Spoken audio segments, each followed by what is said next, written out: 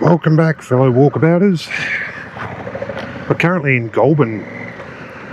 Goulburn's a lovely old town with a lot of history to it.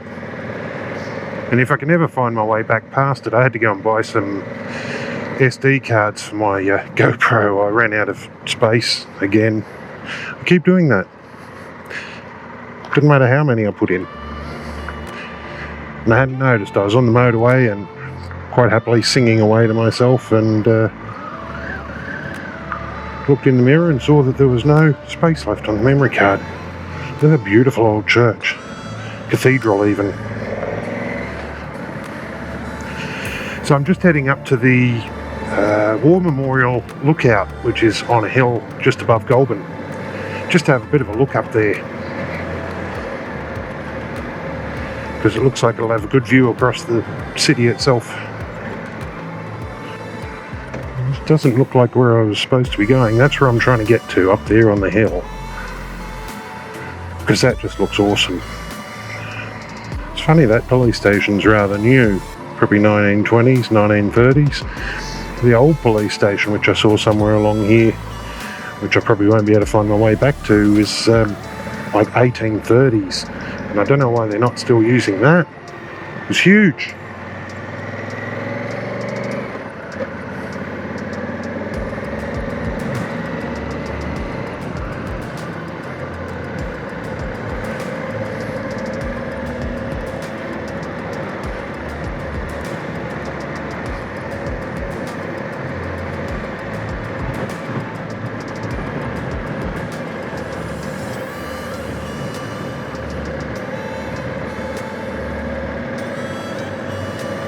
That's it there, that's the old police station. 1849.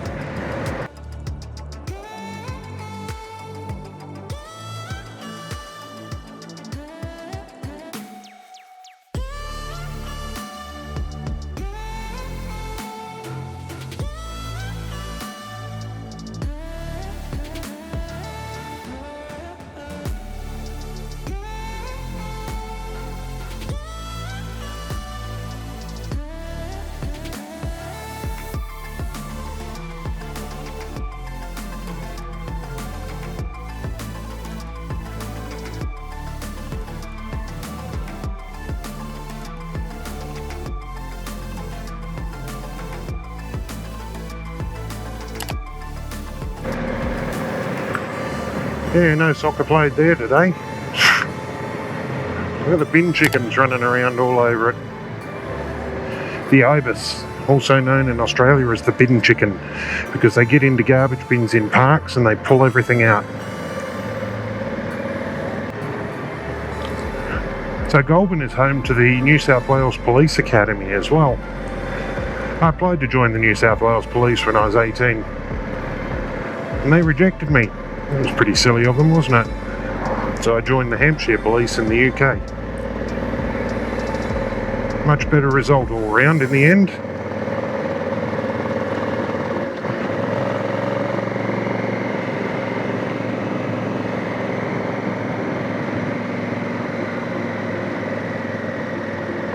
War Memorial Scenic Lookout.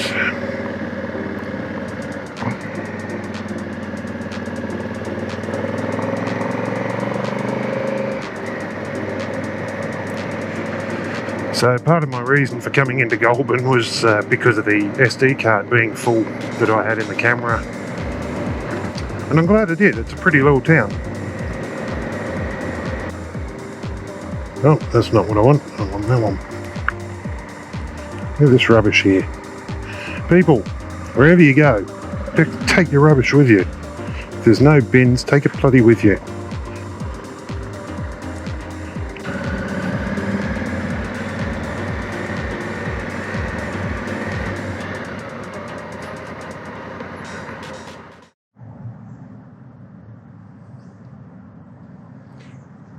So I'm currently at what they call Rocky Hill in Goulburn, and it's the War Memorial Scenic Lookout area. And I'm just learning a bit about Aboriginal cultural heritage here.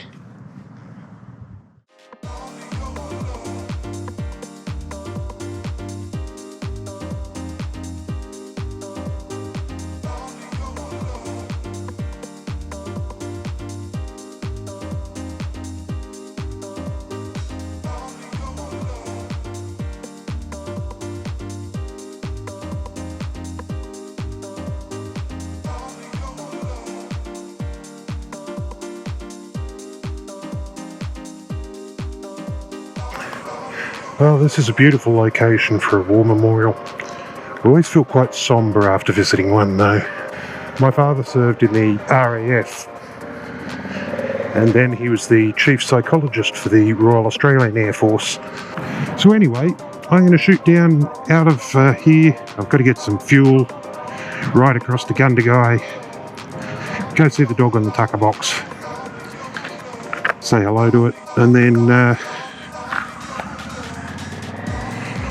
shoot across to Thredbo.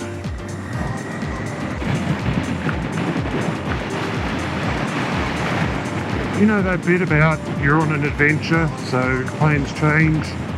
So I've just decided to take the federal highway down to Canberra, and I'll go across to Thredbo from there. Here I can show you guys down to Canberra, about 80 kilometres to there. Most of it just looks the exact same as this. Beautiful wide open spaces. Canberra's an interesting place. Unfortunately I won't get much time to stop in it on my way through today, but I may well come back up to there after I've been to Mount Kosciuszko. This is one thing that I really like to see as you head towards our nation's capital. All of these wind turbines up here on the mountains. And it goes off in that direction as far as I could see. So pretty. There's even more wind turbines over there.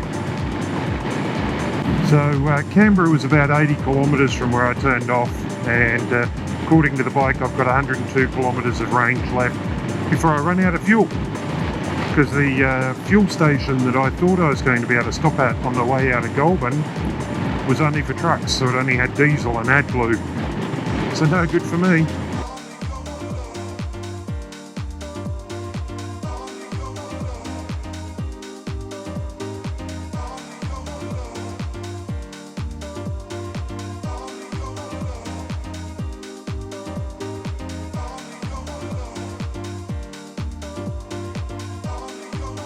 So less than 20 kilometres to go until we reach Canberra. Woo! Our nation's capital. There we go, Canberra, 17 kilometres. That's good. I've got 75 kilometres left of fuel, so as you can see here, it's pretty low. Fuel.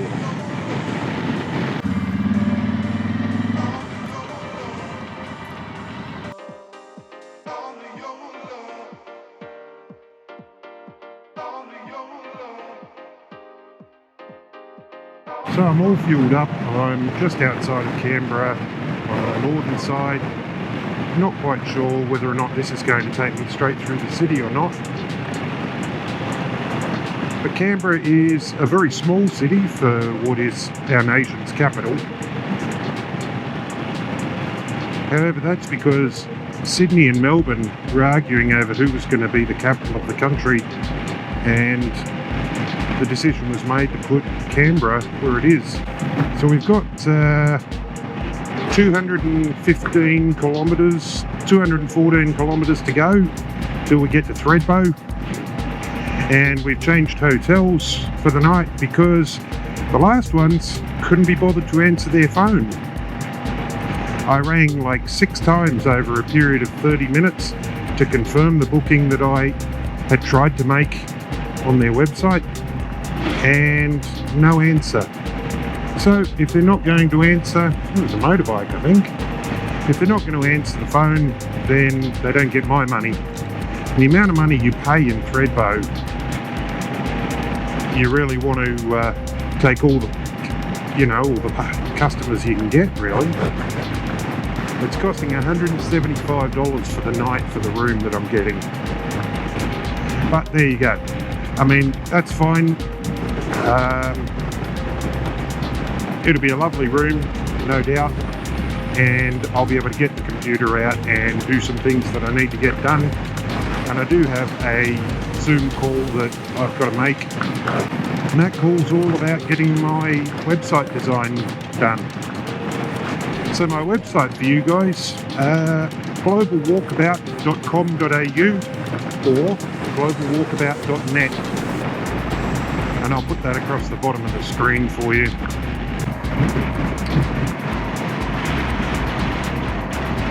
So an interesting but completely useless fact for you about Canberra is that you go to Canberra and you buy a house and you lease the land for 99 years. So you can give your house to your children, but there's still a lease that has X amount of years left to run. However, apparently it's very easy to renew the lease if you've got a family that's lived in the same house for generations, so it's not really an issue. But very strange bit of Australia for you, that. But Canberra is just strange. I think that's because it's full of politicians.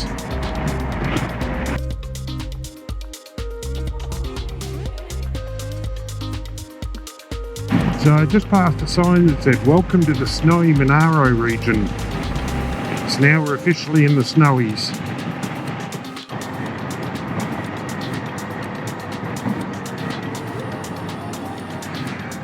There's a lot of abandoned looking places out here,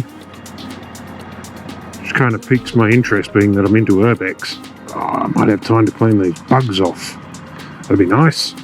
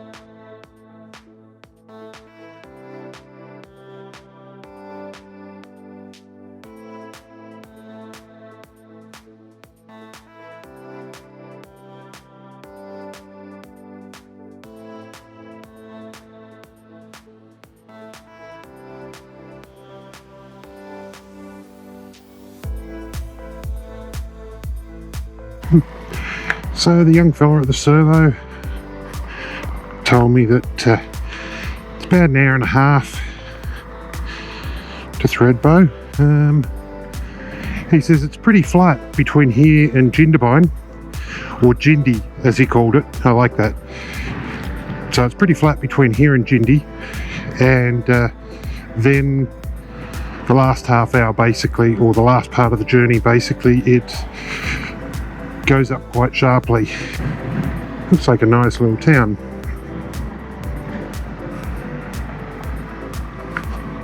It's probably got its issues just like everywhere else, but you know.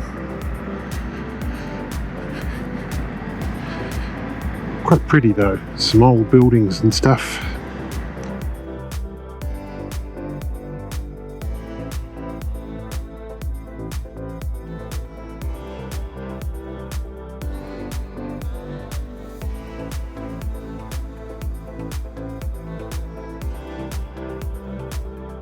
So we just passed 960 metres elevation on the Great Dividing Range. This whole area with all of these big rocks around in the paddocks, very reminiscent of up in the Northern Territory. I'm going to presume that's probably Lake Jindabyne, because we're coming into Jindabyne now, or Jindy.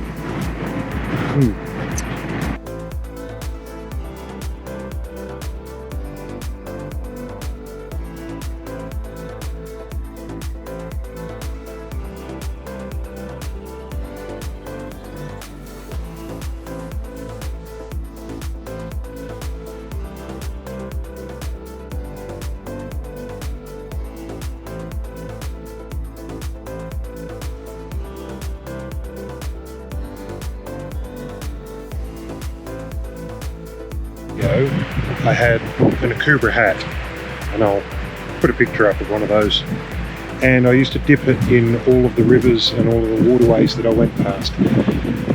Even places like the Catherine River that's full of crocodiles, I still got close enough to dip my hat in the river. But I don't have that Akubra hat anymore for obvious reasons, so I can't dip it in the water. That's alright, because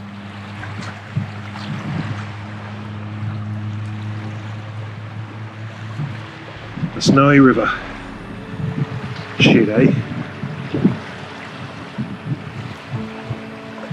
I knew that one day I'd see it. It's like a beach though, it's full of seagulls.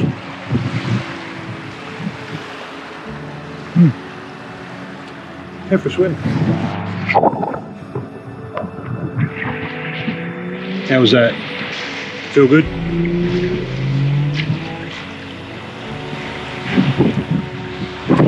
Time to keep going.